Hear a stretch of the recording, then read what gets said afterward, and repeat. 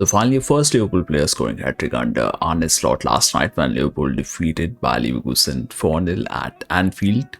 And why I'm talking about the hat-trick is because twice before in the league matches he came close to get the 3 goals, but it just ended in a brace because Arne Slot subbed him out.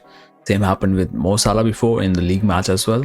And a couple of games ago, it happened with Gakpo as well, who scored 2 matches and was subbed out. But finally, first Liverpool player to get hat-trick under Arne Slot becomes Luiz Diaz, who just finished the opponent by scoring those 3 goals. Anyways, there's lots of brilliance from the players.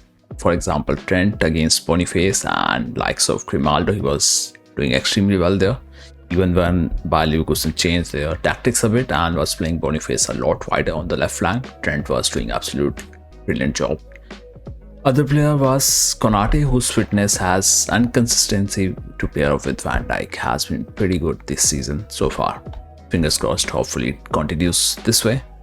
And Curtis Jones, what a level he has pushed himself onto, would be the tweakings of Arne Slot. Maybe Slot using him in little advanced role in the midfield has gave him some freedom, so that's why he's able to utilize himself more out there on pitch. Because we felt, most of us would have felt that McAllister would be a little more up in the camp sort of role and not Jones, but it's been utilized in a very different way this time. Other player, of course, Kramberg has been pretty consistent since the start of the season. We can't ignore that. Also, Cody Gakpo, what a run of form he's having, 4 goals in last 3 matches, which is really crazy thing to have. And about the first half, that's been the story for a lot of matches we have seen. We just sit back and just try to control the game, not sit back in terms of defending everything. We try to control the game. Maybe that's part of strategy because we are not having full squad that is fit and available. A lot of players are still injured and will be returning by the end of November. So could be that the reason Slot is doing that. We'll get to know once the season goes further. And probably it could be because we are not in mood to risk it to get injuries and we are just changing the tempo in the second half. That's the way it has been. So brilliant 4 goals scored by the team overall in the second half. First half we just control and try to see the things around. First goal was good pass coming from Curtis Jones. What a pass that was, and Luiz Diaz just chipping the keeper. Perfect goal. Second one was Salah's cross to Gakpo, who just netted it from his head. That was a header goal going in. Third was sort of a lob ball to Diaz, who took a little much time than we expected him to be taking on the ball.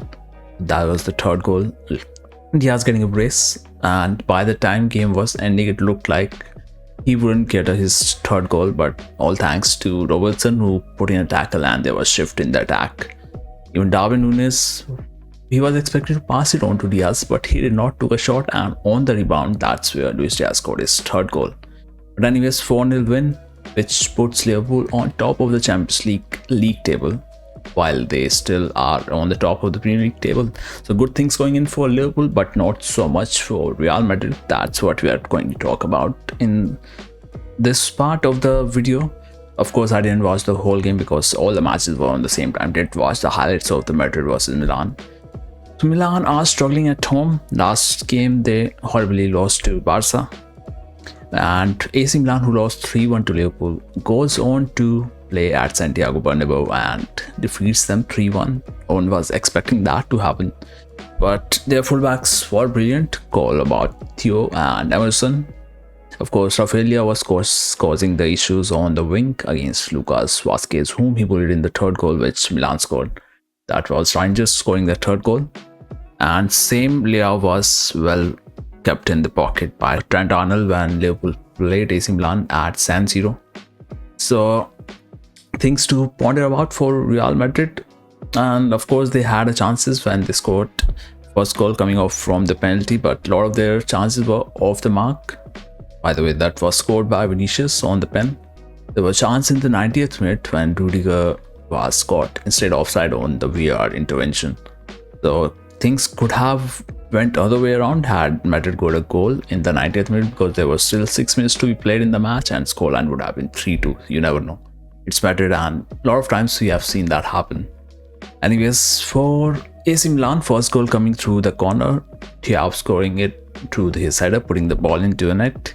Second one was cross on Morata. That was the goal in the first half when they were leading 2-1 by the halftime. And the third one, Rangers, a brilliant pass from Rafael Leao on the left flank when he bullied Lucas Vazquez. And maybe Madrid need to get some signing in the January transfer window because they are, of course, missing Dani Carvajal. They need someone who is solid and can not do what happened in that third goal. They need a lot of things to be improving, of course. But anyways, third match, City suffers a shock defeat to Sporting. No one was expecting that as well.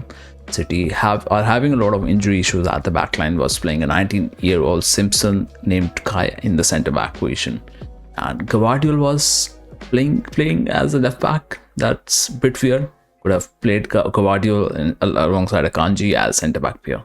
Would have sounded much better. The last game for Ruben Amorim before he takes charge of Manchester United. And he will remember that for ages. 4-1 victory against Manchester City in their last match. Of course, City caused issues in the early half an hour where they also got a first goal of the match. That was a wonderful strike from Phil Foden, putting the ball through centre back and keeper. There were a lot of other chances which City could have capitalized, but they could not.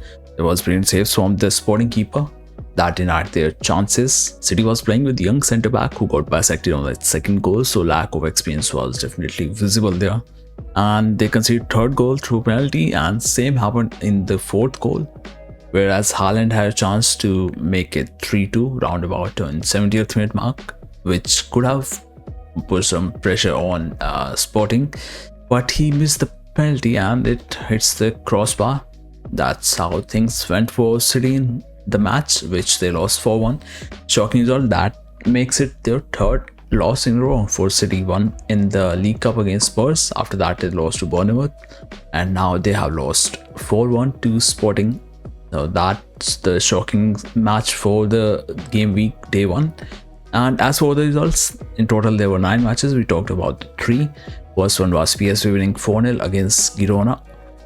Second one was Slovan Bratislava losing 1-4 to Dinamo Zagreb. Third one was Monaco winning it against Bologna 1-0.